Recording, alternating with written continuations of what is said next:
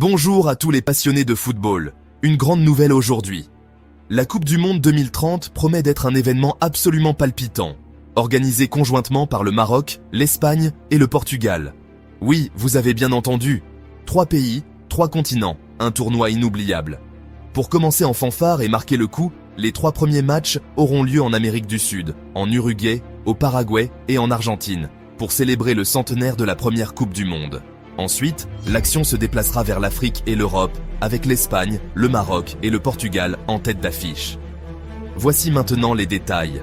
L'Espagne, forte de sa riche histoire footballistique, s'apprête à accueillir la plupart des matchs dans des stades emblématiques tels que le Santiago Bernabéu et le Camp Nou.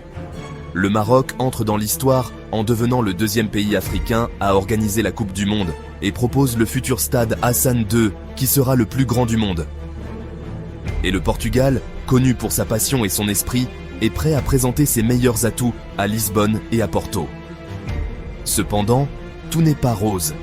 Le processus de sélection a été critiqué par des organisations comme Amnesty International et Football Supporters Europe. Les préoccupations vont des questions de droits de l'homme à l'impact environnemental d'un tournoi aussi étendu.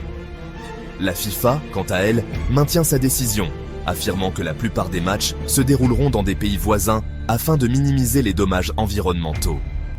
Le débat fait néanmoins toujours rage. Et pour ce qui est de 2034, l'Arabie Saoudite sera le pays hôte. C'est un choix controversé, mais qui promet de faire parler dans le monde du football.